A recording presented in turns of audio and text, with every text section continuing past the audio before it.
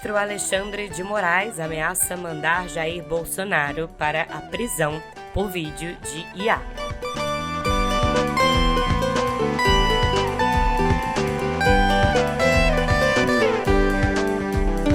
Mulher recupera a visão após transplante inédito.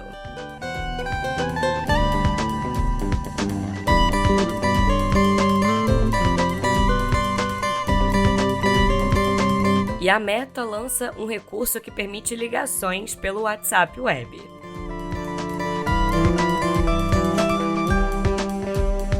Olá para você, tudo bem por aí? Bom dia, boa tarde ou boa noite. Hoje é quarta-feira, dia 29 de julho de 2026. Eu sou Yasmin Reston, a sua anfitriã, e olha, eu tenho um recado para você. Se nessas eleições você quer entender mais sobre pesquisas, narrativas, o sistema, movimentos políticos e tudo a partir de uma série de conversas ao vivo com quem decifra o poder por profissão, para você não cair num argumento comum que todo mundo repete, eu te recomendo e muito conhecer o clube Meio Eleições. Nele, você participa ativamente das análises de cenário da disputa eleitoral, do início ao fim. Inclusive, amanhã, dia 30, às 7 da noite, acontece o encontro inaugural gratuito, aberto no YouTube do Meio, para você conhecer a dinâmica antes de decidir se quer participar. Eu vou deixar o link na descrição do episódio para você, mas ele é cursos.canalmeio.com.br/clube-meio-eleições, sem cedilha e sem tio, né? Corre lá na descrição para não perder um segundo dessa conversa. E bom, recado dado, bora que eu já tô aqui com meu café quentinho sem açúcar, mais do que pronta para te contar tudo que você precisa saber para ficar mais bem informado. Agora, no pé do ouvido. Simbora!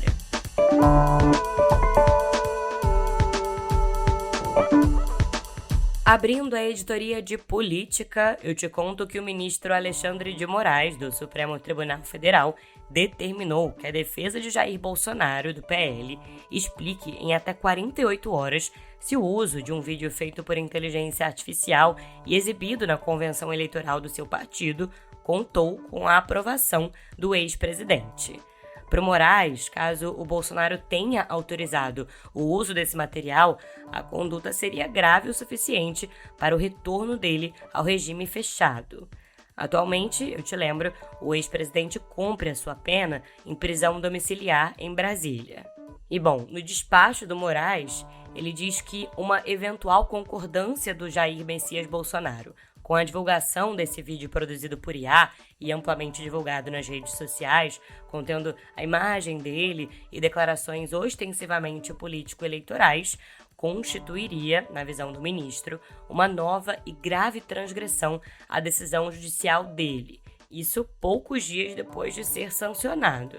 E também deixaria, portanto, passível de reversão a prisão domiciliar humanitária para o regime fechado. E olha, saindo um pouco do juridiquês, ele se refere à decisão anterior, na qual ele vedou a divulgação de manifestos políticos eleitorais, inclusive por terceiros, independentemente do meio usado. O magistrado também mencionou a legislação eleitoral, que proíbe o uso de imagem de pessoas sem a devida autorização. Bom, a defesa de Flávio Bolsonaro apresentou ao Tribunal Superior Eleitoral uma contestação a esse pedido de liminar apresentado pela Federação Brasil da Esperança, que une o PT, o PV e o PCdoB, que foi feita para retirar do ar o vídeo de IA com a imagem de Jair Bolsonaro. Nessa ação, a Federação Brasil da Esperança alega que esse vídeo de IA configura propaganda eleitoral antecipada e caracteriza o uso de deepfake. Em resposta, a defesa de Flávio diz que a exibição ocorreu durante convenção partidária e não direcionado ao eleitorado. A defesa diz ainda que o vídeo não fez um pedido explícito de voto e não pode ser classificado como deepfake, porque trouxe um aviso de que a imagem e a voz de Bolsonaro eram produzidas por inteligência artificial.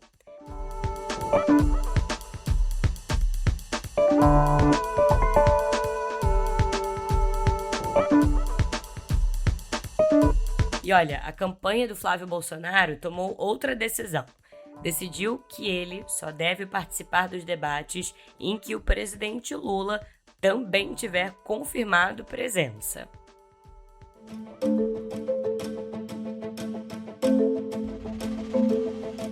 E falando agora da relação bilateral Estados Unidos e Brasil, eu te conto que o governo do presidente Donald Trump prorrogou por mais um ano o estado de emergência nacional dos Estados Unidos em relação ao Brasil.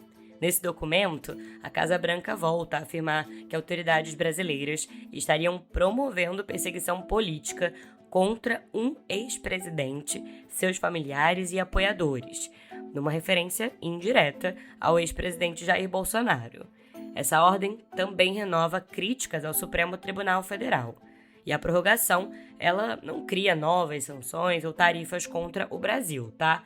Mas mantém uma base jurídica da emergência nacional decretada pelo Trump em 2025, quando a Casa Branca afirmou que ações do governo brasileiro representavam uma ameaça à segurança nacional. E olha, aliados da campanha presidencial de Flávio Bolsonaro avaliam que o agravamento da crise entre Brasil e Estados Unidos pode levar o governo de Donald Trump a voltar a aplicar sanções contra o ministro do STF, Alexandre de Moraes, com base na tal Lei Magnitsky, lembra? Para todo mundo ficar na mesma página, a Lei Magnitsky é um instrumento da legislação dos Estados Unidos que autoriza o governo norte-americano a aplicar punições individuais contra cidadãos estrangeiros acusados, por exemplo, de corrupção ou de graves violações de direitos humanos. E as principais medidas incluem, por exemplo, o congelamento de bens e contas bancárias sob jurisdição dos Estados Unidos, além da proibição da entrada no país e restrições severas a transações financeiras e comerciais. Essa expectativa de aplicação da Lei Magnitsky pelos aliados da campanha presidencial do Flávio, ela ganhou força após o Itamaraty negar vistos a 2 integrantes do governo norte-americano, sob a justificativa de que essa viagem teria como objetivo questionar a credibilidade do sistema eleitoral brasileiro. A expectativa é de que a administração Trump prepara uma resposta a esse episódio.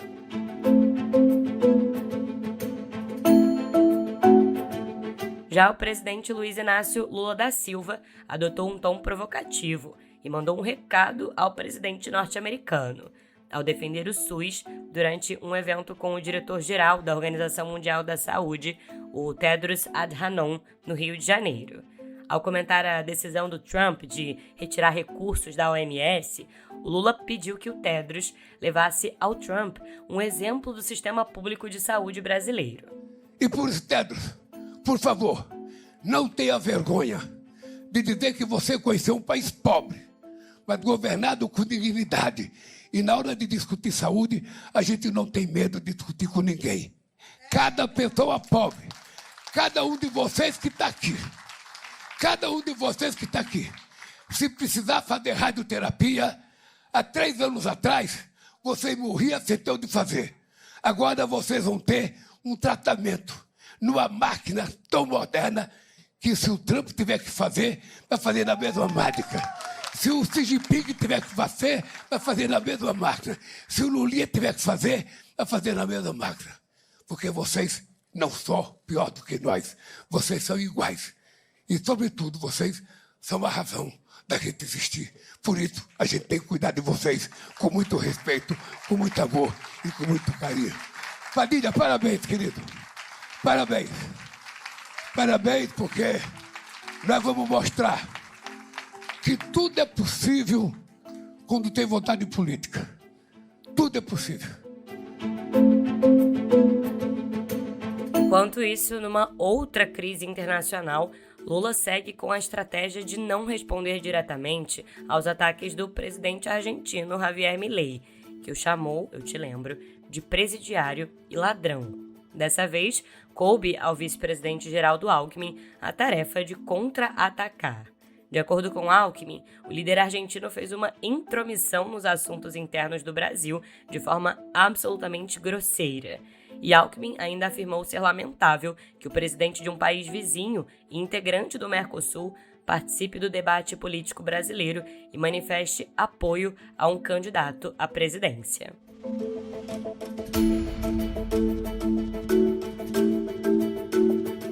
Mudando de assunto, mas nem tanto, eu te conto que há pouco mais de 2 meses das eleições presidenciais, o governo decidiu afrouxar os cintos e colocar mais dinheiro no bolso do trabalhador brasileiro, seja por transferência direta, seja por mais um alívio nas contas dos cidadãos endividados.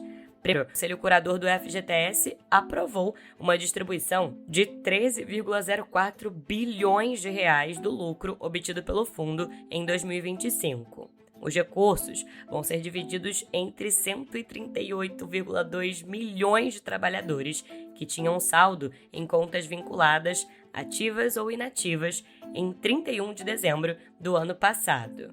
Os valores vão ser creditados até 31 de agosto nas contas do FGTS e vão poder ser consultados pelo aplicativo do fundo ou pelo site da Caixa Econômica Federal.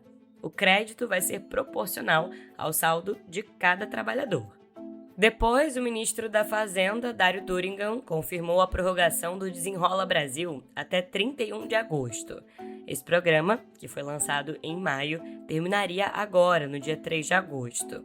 O ministro Dário Durigan afirmou que a prorrogação ela vai permitir que consumidores regularizem pendências financeiras antes de buscar financiamento por meio de programas de renovação de veículos, como os voltados para a compra de carros e motocicletas. A expectativa do governo é alcançar 10 milhões de famílias beneficiadas.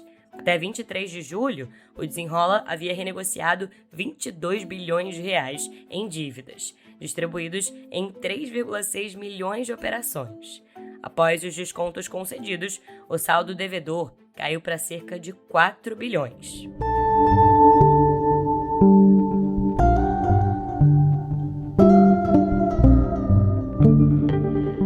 No cenário internacional, eu te conto que a escalada do conflito no Oriente Médio ganhou um novo capítulo nesta terça-feira, após o Irã lançar mísseis balísticos contra forças norte-americanas na região. Os militares norte-americanos interceptaram os mísseis disparados pelo Irã numa tentativa de ataque surpresa contra as tropas dos Estados Unidos no Oriente Médio. E numa outra frente, forças dos Estados Unidos e da Arábia Saudita realizaram operações conjuntas contra grupos classificados como alinhados ao Irã em território iraquiano. A participação saudita chama a atenção, porque marca um envolvimento mais direto de Riad nesse conflito, após meses de resistência em ampliar a sua atuação militar.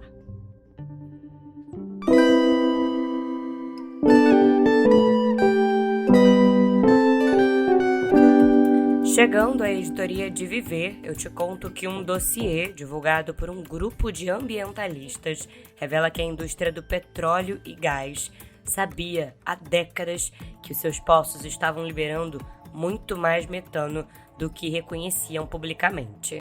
A ONG Center for Climate Integrity cita uma análise de 1979, encomendada pelo braço de pesquisa da Associação Americana de Gás, afirmando que os principais campos de reserva nos Estados Unidos poderiam estar liberando muito mais gases causadores do aquecimento global do que era oficialmente reportado. Para todo mundo ficar na mesma página, o metano é cerca de 80 vezes mais potente em reter o calor do Sol num período de 20 anos do que o dióxido de carbono, por exemplo, tornando-se, portanto, um potente impulsionador do aquecimento global. Para trazer agora uma boa notícia, eu te conto que um hospital universitário de Turim, na Itália, realizou uma cirurgia de autotransplante inédita, que devolveu a visão a uma mulher de 67 anos que não enxergava há mais de 5 anos. Esse procedimento transplantou de um olho para o outro da própria paciente a parte frontal do globo ocular, a córnea, a íris, o corpo ciliar, o cristalino e, pela primeira vez, a porção central da retina. Essa mulher ela tinha perdido a visão após um acidente de carro, que danificou irreversivelmente o nervo óptico do olho esquerdo.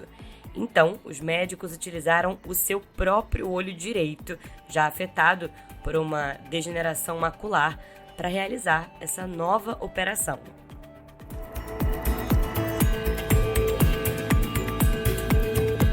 E astrônomos conseguiram a imagem mais nítida já produzida da provável estrela companheira de Betelgeuse, que é uma das estrelas mais brilhantes do nosso céu noturno.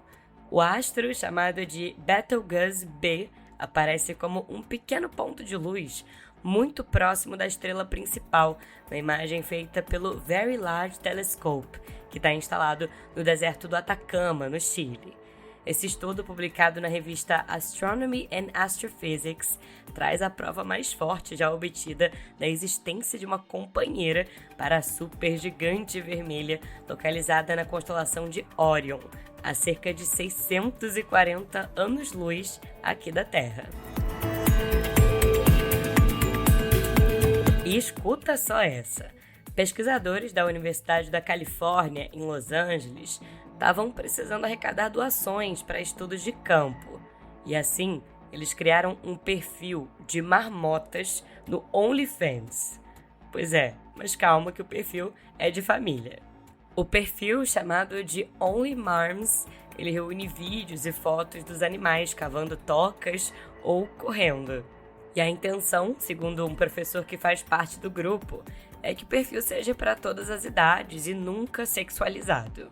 Aliás, os pesquisadores, eles acompanham o comportamento e as linhagens das marmotas para entender, por exemplo, como esses mamíferos reagem a mudanças ambientais. E realizam pesquisas com esses bichos fofinhos desde 1962.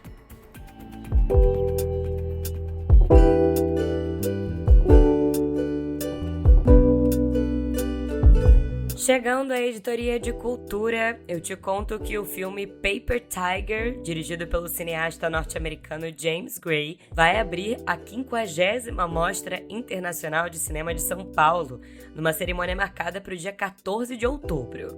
O filme, estrelado por Adam Driver, Scarlett Johansson e Miles Teller, estreou no Festival de Cannes e acompanha dois irmãos que se envolvem numa operação altamente perigosa e são arrastados para um submundo de corrupção e violência. E aí, conforme eles se tornam alvos da máfia russa, o vínculo entre eles se desgasta, a ponto de gerar uma ameaça de traição. A Mostra Internacional de Cinema de São Paulo acontece na capital paulista entre os dias 14 e 29 de outubro.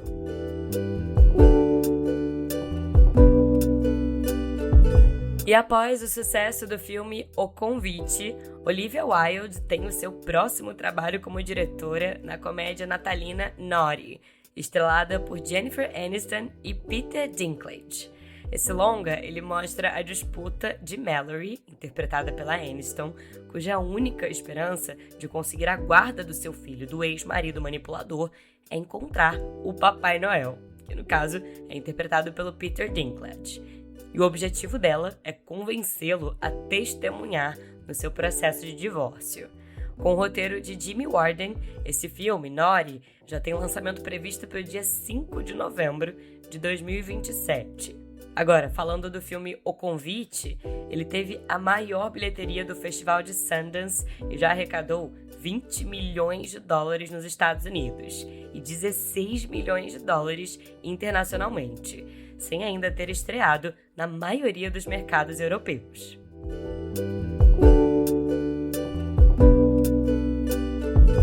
E a partir de amanhã, dia 30 de julho, os cinemas de rua e salas de todo o país recebem o lançamento do filme Margeado, que é o primeiro longa-metragem de ficção do Diego Zon, protagonizado por Danilo Andrade e com o renomado Antônio Pitanga no elenco. Esse drama capixaba acompanha o impacto devastador do rompimento de uma barragem no Rio Doce e a migração forçada de uma vila pesqueira rumo às montanhas do Espírito Santo. O filme tem uma distribuição especial que prioriza cidades do interior de estados como Minas Gerais, Espírito Santo, Pará e Rio de Janeiro. E quem conta mais sobre o filme pra gente é o próprio diretor. Olha que chique! Fala aí, Diego Zon. Olá, Yasmin, ouvintes do No Pé do Ouvido. Aqui quem fala com vocês é Diego Zon, diretor do filme Margeado, e é um grande prazer estar aqui com vocês, falando um pouquinho. E o Margeado é um filme que trata de um pertencimento muito grande de uma vila pesqueira com o rio, né? De toda uma comunidade com o rio, mas de repente esse rio praticamente não existe mais, né? Depois de um acontecimento com a barragem dos rejeitos de uma mineração, que é algo muito próximo do que aconteceu com o Rio Doce, né? Um rio que nasce em Minas Gerais e deságua no Espírito Santo, na Foz, no Espírito Santo, e o Margeado esse nosso longa se passa exatamente na Foz. E eu gosto de pensar assim que o filme, o Margeado, é como o fluxo de um rio, né? Esse rio ora com águas mais calmas, ora com águas mais traiçoeiras, e como é que são os encontros, né, dessas margens desse rio. Eu sinto assim que é um filme de muita brasilidade, muito Brasil, na forma dessas pessoas se expressar, na forma dessas pessoas estar em contato com o mundo, em contato em comunidade. Gostaria de convidar então novamente vocês para estar nos prestigiando, e a nossa rede social da produtora chama De Repente o Rio.filmes, lá também tem um trailer que vocês podem assistir. E muito obrigado novamente, o podcast aí no pé do ouvido. Obrigado, pessoal, grande abraço.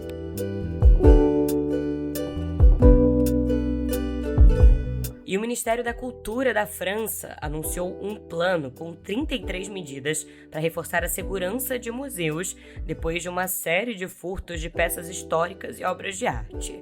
O governo vai mapear mais de 3.100 locais considerados vulneráveis, retirar também temporariamente objetos de maior risco de exposição e ampliar a equipe de segurança, proteção e auditoria do Ministério da Cultura.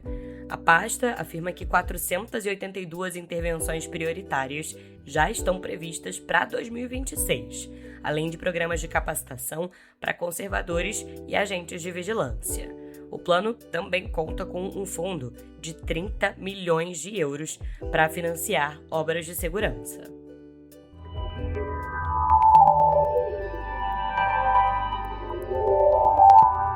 Abrindo a editoria de Cotidiano Digital, eu te conto que o WhatsApp passou a permitir chamadas de áudio e vídeo pelo WhatsApp Web, um recurso que até então estava restrito aos aplicativos para celular e desktop.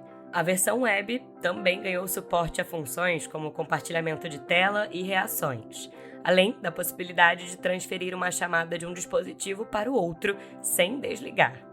Entre as novidades, o aplicativo passou a oferecer salas de espera para chamadas em grupo, o que permite aprovar a entrada de participantes, e também o recurso de supressão de ruído de fundo. Além disso, o WhatsApp informou que os vídeos agora começam em alta definição, já nos primeiros segundos de chamada. A China começou a produzir em massa máquinas de litografia ultravioleta profunda desenvolvidas internamente, uma tecnologia essencial para a fabricação de chips, até então dominada pela holandesa ASML. Isso de acordo com a apuração da Reuters. A produção na China é liderada pela Shanghai Ainsheng Electronic Technology Group, uma estatal pouco conhecida, que incorporou equipes de startups chinesas de litografia e prevê entregar cerca de 5 máquinas neste ano e cerca de 20 em 2027. Segundo a fonte ouvida pela Reuters, a tecnologia chinesa ainda precisa de mais testes e está longe de igualar os modelos da holandesa ASML, mas representaria uma alternativa caso os governos ocidentais restringam ainda mais as exportações.